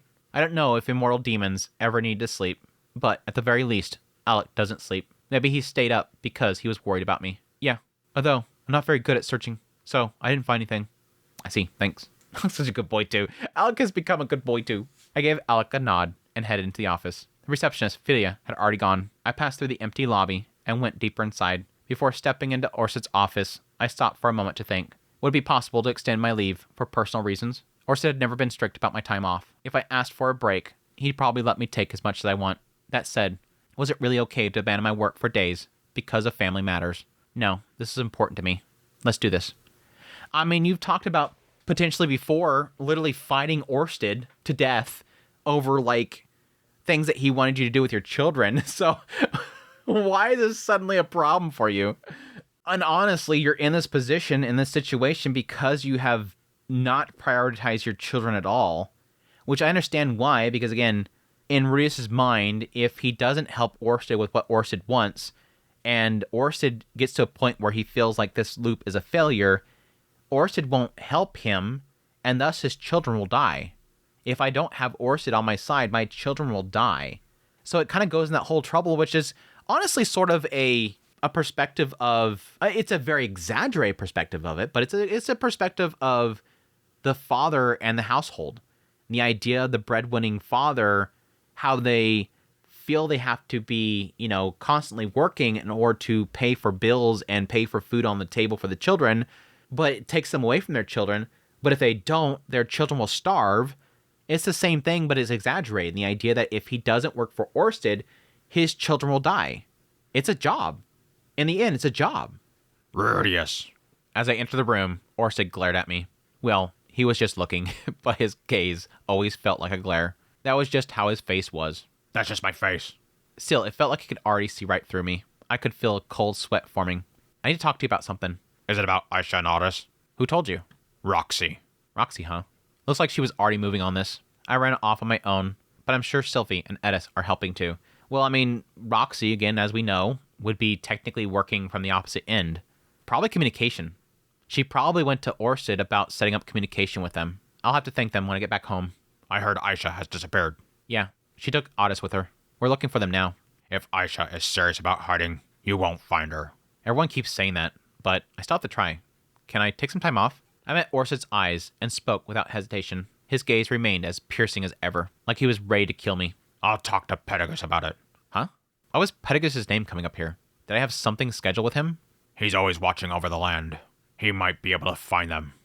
Oh, right. Thank you. I'm curious where this is going. Because again, Roxy came to Orsted, told him probably that she's in contact. And again, I'm probably thinking that she's probably set up some sort of communication with them. But Orsted would probably know at this point that Roxy's working with them. But he's not going to tell Rudius that. Not that I think that Roxy got Orsted to work against Rudius to protect Aisha and Otis's fleeing, but I think it sort of fits that Orsted right here is agreeing that you won't find Aisha. But why would he say that he'd go to Pt.3 about finding them, other than to potentially throw Rudius off the scent, or at least get Rudius not to go to Pt.3? Maybe? I'll handle talking to Pt.3 and he doesn't? I don't know. It seemed Orsted was willing to help out too. I heard you refused to hear them out and rejected them outright. There must have been a very good reason for that. I don't even know myself. Hearing that, Orsted looked at me confused. I really need to clear this out. Even Orsted's calling him out. Why'd you say no? Literally everybody's saying, Rudius, why'd you say no? You had some reason, right? No? What? Rudius, you stupid idiot. Aisha's best girl. Why would you say no?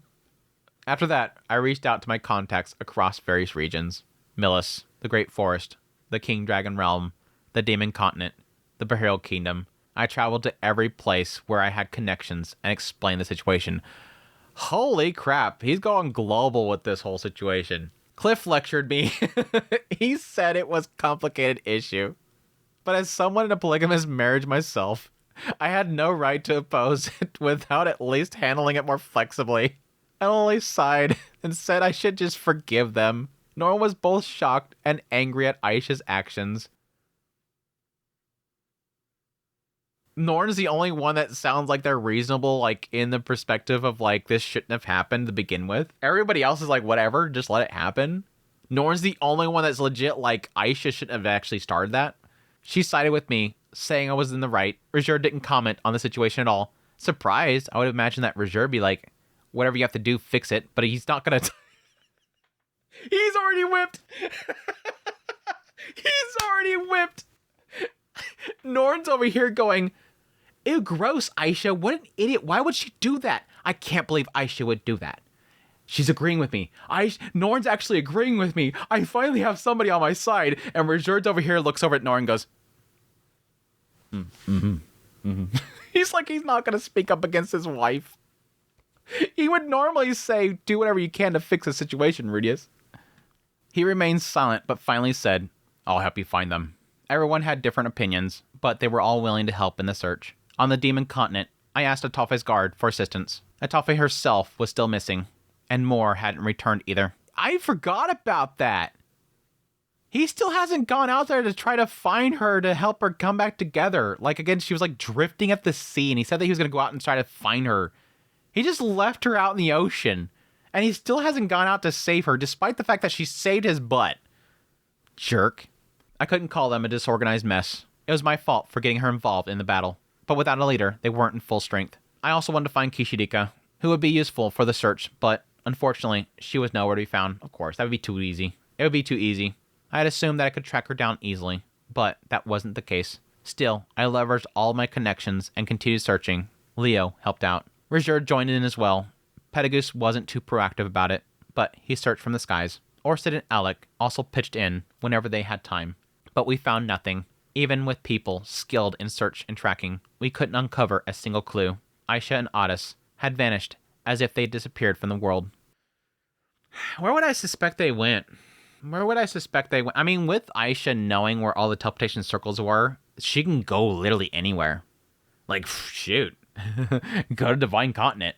That'd probably be the last place that Rudius would think they would go because, again, the civilization up there is so limited. It would be really interesting if it was Fatoa region, like around where Buena Village was. That would be a very interesting route to go, but I don't see it happening. I'll say Buena just for the poetic reasons. I don't really see anything else being like, oh, wow, cool. Before I knew it, a month had passed. Lilia was so shocked she fell ill with a fever. That sucks. Lying in bed, she repeatedly told me, I'm sorry, I raised her the wrong way. No. It's finally hitting her? Oh, damn, I messed up. My gosh, it only took you like over 20 years to figure out that you did the wrong thing there. She seemed to believe that Aisha and Otis running away was her fault. She had recovered somewhat, but she was still gaunt and looked perpetually downcast. Once, I found her crying in her room as Zenith gently stroked her head. Zenith also slapped me. That literally is all of like Zenith's like contribution to literally every situation is at some point Zenith slapped me. You made Lilia cry, dummy. When I asked Lotta to interpret, she told me, she just says she's really sad.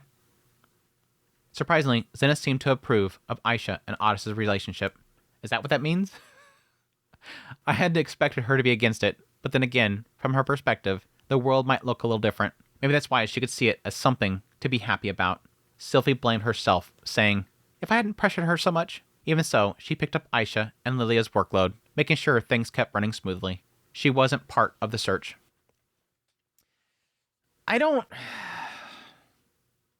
No, I don't. I mean, I don't have doubt that Sylphie's going to blame herself right here.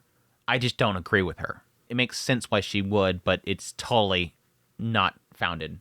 All Sylphie was doing right there was trying to break open that shell that eventually Edis had to smash.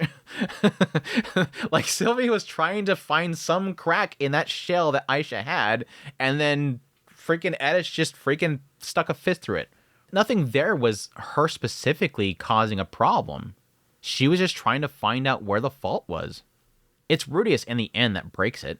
She wasn't part of the search, but thanks to her, laundry didn't pile up, and the kids didn't go hungry. In times like this, having someone who just kept things normal was a huge relief. Edis said nothing, but she gripped the wooden sword Otis had left behind, her lips pressed tightly together.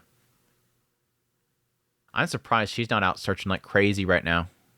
I mean, it doesn't specify that she's not. She had a determined look on her face as she swung her real sword with intense focus. Roxy started preparing for a journey without a word, so I stopped her in a panic. She looked a little flustered and said, I was thinking I should go search for them, but if Roxy left too, I felt like our family would start falling apart. Still, she was using her own contacts for help with the search.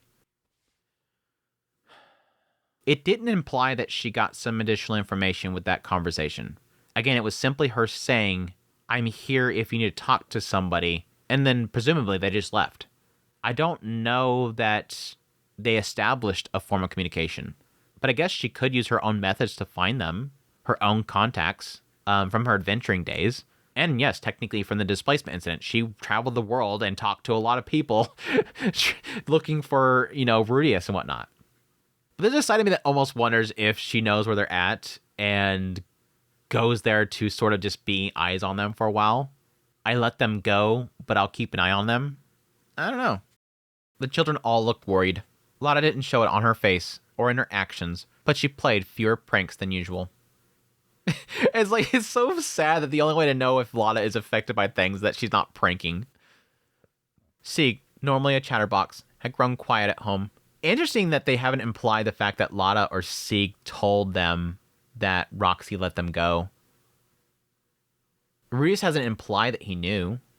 Lily, who tended to keep inside, sometimes stepped outside, climbing to the top of the front gate with Bite's help, and stared out at the main road. Chris cried, "Where did Otis and Aisha go? I missed them." Lucy was genuinely worried. She had already graduated from the Magic University and was now attending a noble academy in the Ostra Kingdom. She had just started living in the dorms, so she must have had her hands full with her own life. But despite that, she reached out to her Magic University friends, asking them for help with the search. As time passed, I returned to work. It wasn't that I had given up on the search. Aisha and Otis were important to me, but there were still things I had to do. The less time I spent searching, the more time I spent thinking. While eating, while bathing, before bed, or after waking up, I kept thinking, why am I opposed to them like that? Why had I shut them down so completely? I will admit right now, this better be a really damn good thing because they've been building this up. They're building this up like crazy. It wasn't right to just say no without a reason. I knew better than to scold someone like that. And yet, I had done it anyways. But then again, it's saying specifically, I made a mistake. So it could be a stupid reason. Refugien set it up with the idea that in that diary, he said, I was wrong. This is a massive mistake. It wasn't right to just say no without a reason. I knew better than to scold someone like that. And yet, I had done it anyways. 2 months, then 3 months passed without an answer. Aisha and Otis were still nowhere to be found. About half a year after they disappeared, I met with Nanahoshi. Of course, it wasn't as if I hadn't met her since they went missing. I consulted her about various things. She wasn't visibly disturbed by the whole Aisha and Otis situation, but she still listened to me in silence. She didn't offer any particular constructive advice, but at the very least, she listened.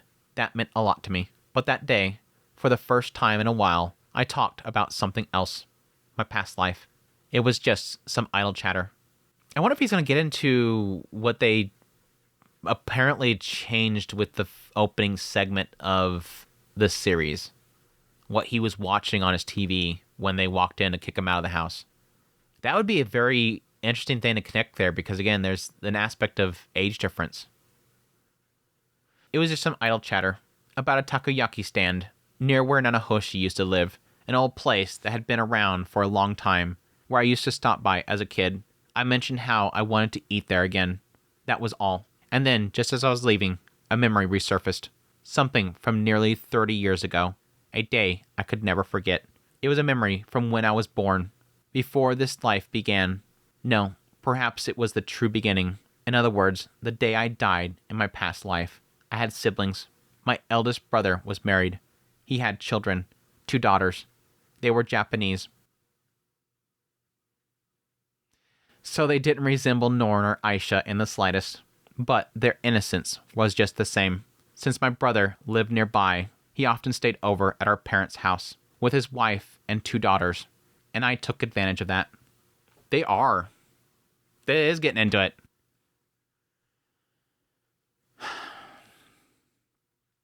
One day, they were playing in a plastic pool in the yard.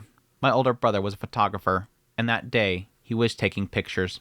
Using a digital camera he had recently bought to capture the scene, I secretly took the memory card from his camera, copied the data, and got my hands on the photos from that time. I had pictures of my nieces in their swimsuits. It's not that I particularly like my nieces. It was just that they were an easy target. It was convenient. That was all.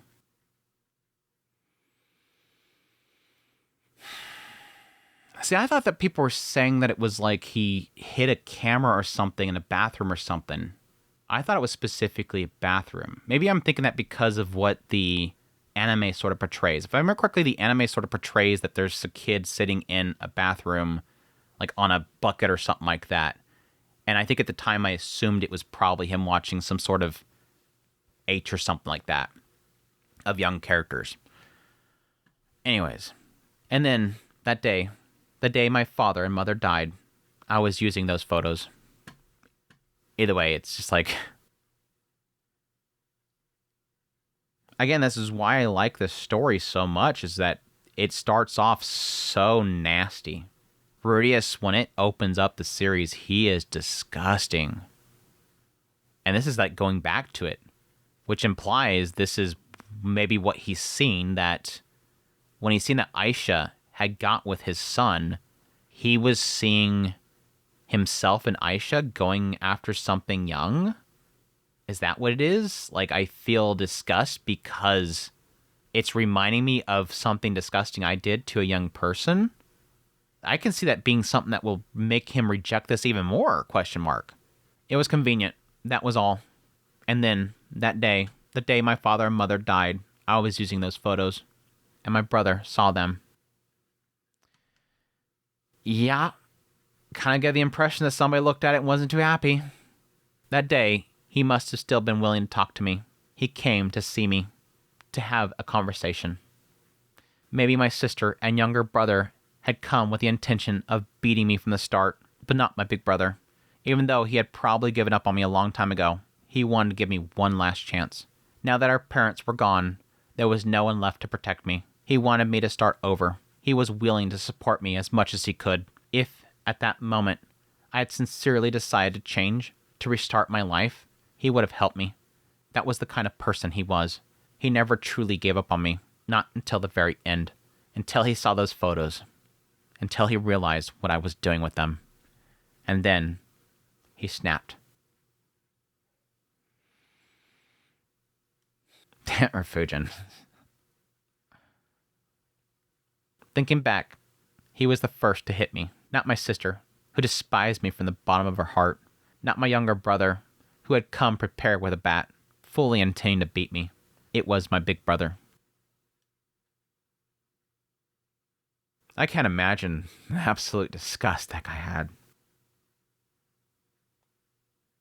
Cannot imagine absolute disgust. And it kind of gave that impression. I think at some point when I was reading further into the novel series and it started getting into the brother, I started to really view that opening sequence so much different, at least the anime's portrayal of it. I mean, yeah, at some point, like, he comes in there and it seems like immediately Rudius goes aggro, but it seemed like there was immediate, like, go around, see what's on there, and then just, like, fury. I imagine that was probably the brother. He stared at the photos I had been using, frozen for about 5 seconds. Then he let out an incomprehensible cry, and then struck me. Of course he did. Now, I understand. I would have done the same.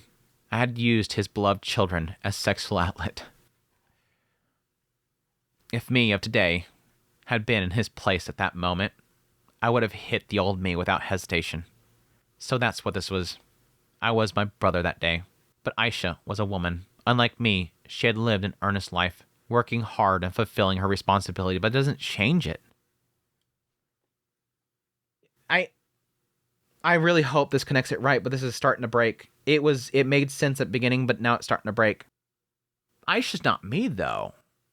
My brother had all the right to be disgusted when he's seen those pictures because I was disgusting. But Aisha's different because she lived a good, fulfilling life. No, you see pictures, you see somebody taking advantage of your child. It doesn't matter what the person that's doing it is doing. You had me for a second, Rudius. You had me for a second, and maybe you'll explain it. That's why I couldn't hit her. Instead, I felt a deep, instinctive repulsion to her relationship with Otis. So he's repulsed, but he's just not far enough to hit her because she's an upstanding person, in a way. I thought I had to separate them. It was an emotional reaction. It was my sense of ethics acting out. Because again, she's in her 20s, and he's only like 11 or 12. That's the repulsion I think you're getting, is because you're realizing it's connecting that aspect of a young child. You did that back there because of this disgusting outlet that you were looking for, and here it's pretty much the same thing. Guilt towards my brother and regret had driven me. I didn't want to repeat the same mistake. That was probably why I hadn't felt any lustful feelings towards Aisha and Norm before. Given who I was in my past life, it would have made more sense for someone like me to develop those kind of feelings, especially with such cute little sisters around. I don't like where Refugian's going with this. I'd assumed before that Refugian was taking Reus's character in the route that because they're blood related, he no longer has like sexual desires for his sisters. There's that element of like, oh, normally this would be like totally a little sister, hot, awesome. Wait, nothing's happening. I thought it was really going with like a physical element there. And again, he technically did play off it again with Therese. When Therese was all over the top of him and grabbing him and snuggling into him, he's like, wow, I don't feel anything. Why? Because it was his aunt. It was always painting that Rudius doesn't make these connections with his family members because of blood relation, something that he never really had too much of a connection with before in his previous life, but assumed would be a good thing because of all the stuff that he was consuming, like H and whatnot. So if he's trying to draw this disconnection here because of this incident, it's not keeping consistent with what he's set up so far. Because his aunt has nothing to do with that. His mother has nothing to do with that.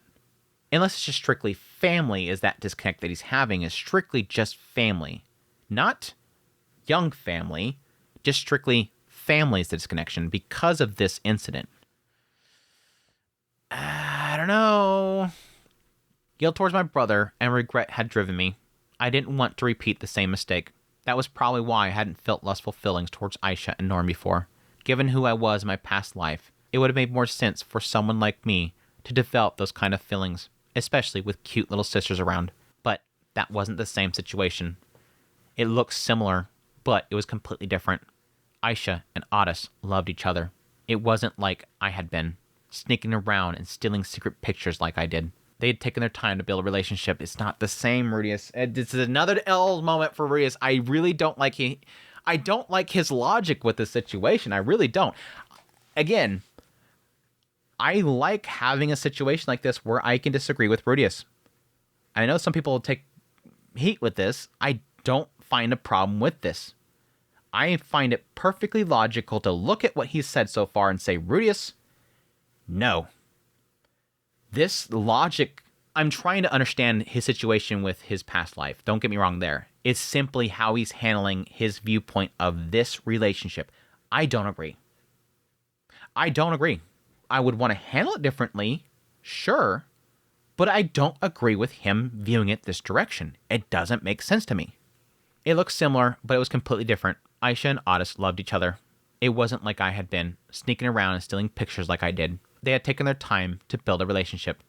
No, he was growing up from infancy. He was 1 year old. He was 2 years old. He was 3 years old. He was 4 years old. He was 5 years old. He was a child, Rudius. He wasn't thinking of relationship. It wasn't until he was 10 that it was relationship even manifesting in his brain, Rudius. They hadn't taken their time to build a relationship. Let's stop saying that. Aisha built something, and she kept saying no, but Otis was a child. He couldn't have been developing a relationship. Sure, Otis was still young, and their bond might have been more like imprinting, like a little animal than anything else. But 10 years had passed. Aisha and Otis had been together for over a decade. But majority of that time, Otis was either not even of mind or learning about the world. He wasn't thinking about relationship with Aisha at 2. Rudius, what is your mindset here? 10 years, that's a long time. Rudius, no. Saying it would hinder Otis's growth was just a little excuse I came up with later. The truth was, I had simply overreacted. Just like... Oh my god, Rudius, what is this chapter? Oh, this is infuriating me. This is legitimately infuriating me right now. That's the connection you're making, Rudius. The truth is, I had simply overreacted about Otis and Aisha's relationship. Just like my brother had that day. What your brother did there was not overreaction. He's seen you off to his daughters. That is not overreaction. That, him simply hitting you is underreaction. Him killing you, that is equal reaction. That is normal reaction. Overreaction is nuking the town because of it. That is overreacting. What is this chapter? What is this chapter? Oh my gosh, I'm so...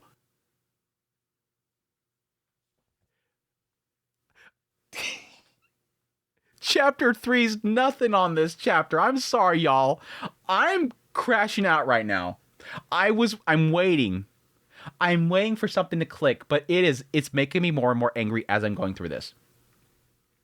I got emotional earlier because he's digging back to the past. It's getting into the brother. It's getting into that whole massive mistake that he was making right there. And my love for the writer, willingness to get into that stuff and build on it into something that's really interesting. But this is pissing me off. My brother and I had completely severed ties that day. I died and our relationship ended. That's it. That's that. We're not explaining that. I hope that's a mistranslation. Rudius, what the dude? But it... But if I had survived and apologized to him now, what would have happened? We were definitely beyond reconciliation, but I could have at least apologized. He wouldn't have forgiven me, and we wouldn't have gone back to the way things were. But something would have changed. I didn't know what that something would be. But at the very least, I now understood the true motive of that repulsion. That day had left a deep scar in my mind. The trauma generated because of the terrible consequences of what I did. That's why the idea of being involved with family in that way felt like a forbidden act. But the weight of the trauma, that repulsion, wasn't as strong as what my brother felt that day. If I met Aisha again, the first thing I needed to do was apologize. Oh my god. I don't like his logic. I really don't. I'm not following this logic at all. What is this logic? I'm flabbergasted right now. I do not follow this logic at all.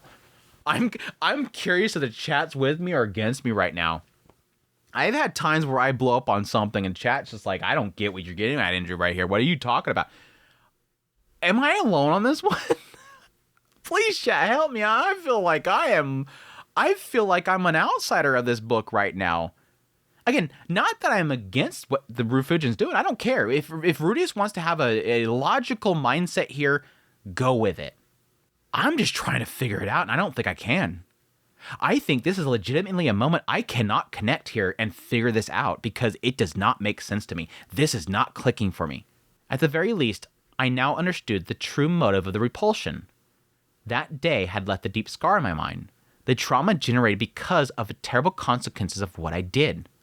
That's why the idea of being involved with family in that way felt like a forbidden act. He's implying that the reason that he had the repulsion for what Aisha was doing there was because he made a mistake. It was a trauma generated because of the terrible consequences of what I did. He's feeling repulsion in that moment because he severed ties with his family because of his actions.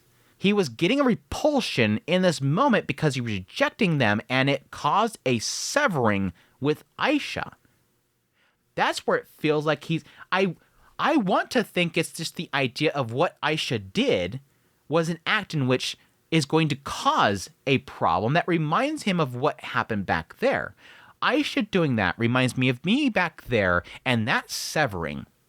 But here he's specifically saying it's a trauma generated by the terrible consequences of what I did.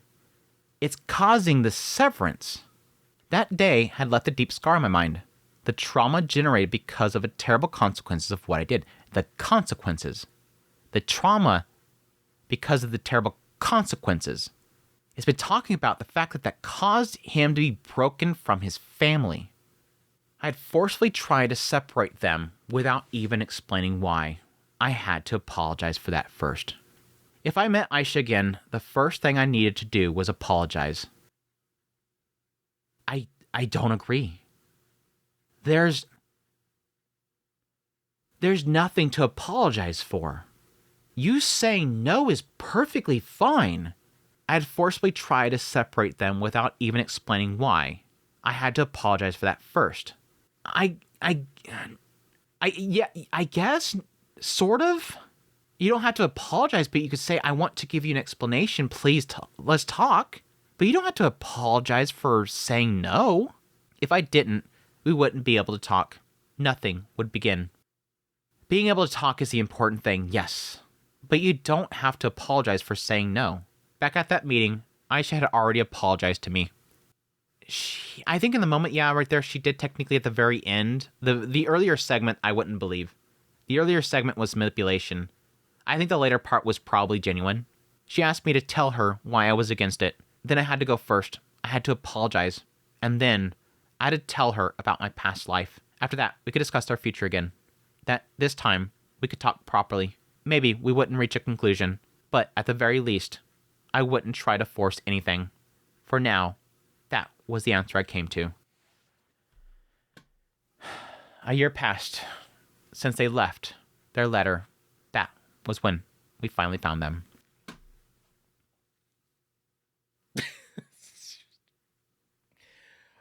I thought I knew where Refugio was going with this, but I guess that's technically what he could be saying there, but it doesn't feel like that's what he's saying there. I almost feel like I have to reread this whole thing because I feel like this is not connecting my brain. But again, I don't think I'm going to ever agree with Rudius because this whole later part, even disconnecting that stuff about the brother and the disgust and all that kind of stuff, put that aside, I don't think I can ever really understand this logic because the later part doesn't make sense to me. The fact that he's still thinking, my son spent 10 years with her, obviously they're super close, could be in a relationship. They've been building a relationship for 10 years. No. Aisha was.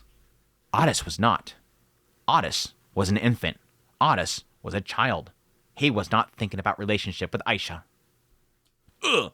Like at earliest, probably 8. He was probably somewhat thinking about something. But again, from our going into his perspective, he says specifically at the age of 10, that's when something clicked in his brain. He liked her, but that was the click. That was the point. Ugh. I hate this chapter right now.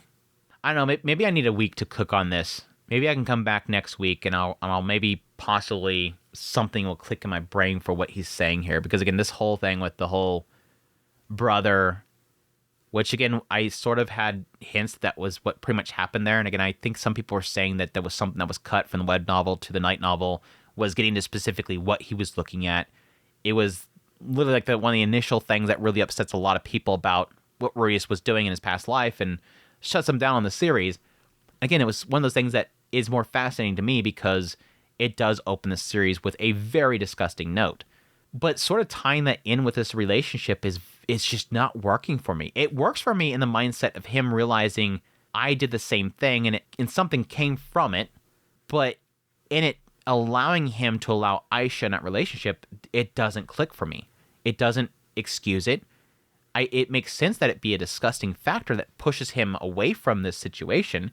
This is what's making him want to puke, is because he literally sees Rudius, the old Rudius, is shielding his niece and saying, I want this, let me have this, and he wants to puke because he's literally seeing his tubby self grabbing on those photos and saying, I want these, let me have them. And Rudius is standing there as his brother, wanting to literally puke. That makes sense to me. The repulsion of seeing his old self looking at those photos makes him want to puke.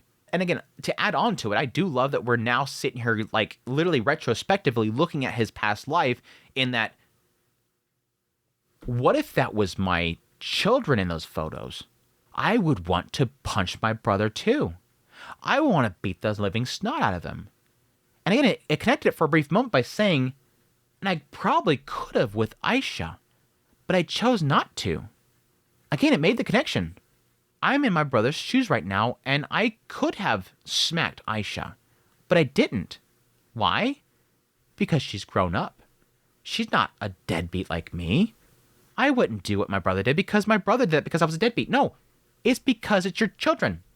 And it connects it. It's connecting it right there. It's literally connecting it right there. I now understand why my brother did that. Because I want to protect my children too. And they're too young for somebody to be looking at them like that. But he keeps breaking it. He keeps breaking it because Aisha and them were together for no. No. That doesn't change anything, Rudius. Why you keep going that direction about how again, it's never going to click for me. I don't think this is ever going to click for me. No matter how much I think about this, I just think that we're in an impasse. I just think that we're in an impasse, and I'm just never gonna connect this. That's fine though. Again, I'm gonna stew on this for a week. I'll probably spend a bit of time next Mushoku Monday talking about this. That's it. I'm gonna call it there. I know we have like a few like really short extra chapters, but I think this is a good stopping point because this has been a really long recording. It might not be a long Mushoku Monday, but it's a long recording. It's been a bad recording, and I need a break. So I hope you guys enjoy this Mushoku Monday. As always, you leave it on that note kind of sucks. I know that I kind of feel bad to leave it on this note because my gosh, I'm heated. I'm legitimately disgusted and heated, and I think part of that's intentional. Like I think this moment is not supposed to be a very positive moment for Rudius. This is a very unfortunate time of his life that he is looking back on, and I love that self-reflection, and it's disgusting for purpose, but it's good stuff. It is very challenging stuff. This is the stuff that I like. I like this invoked thought.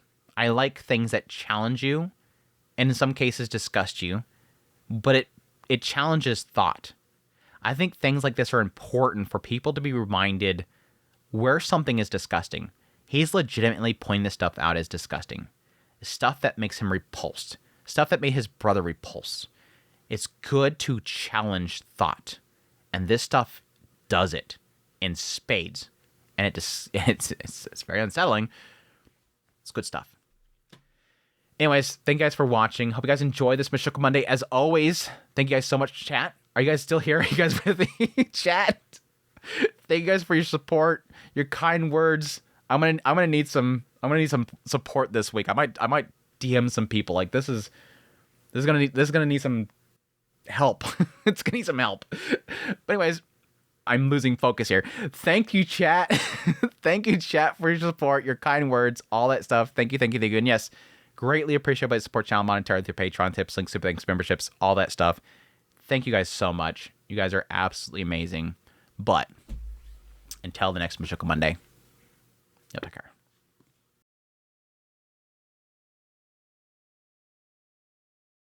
I heard you refused to hear them out. I heard you refused to help them. I heard you refused them. I heard you refused to hear them out and rejected them outright. Rudius. Rudius. As I entered the room, Orsted glared at me. Rudius. Rudius. Rudius. Rudius. I can't get my voice going. Oh, Mr. Rudius. Oh, Mr. Rudius. Have you found Aisha and Otis? Oh, Alec. Some kind of unknown animal figurines. Some kind of unknown animal. The cafe Aisha frequent. The cafe that Aisha frequents. The cafe Aisha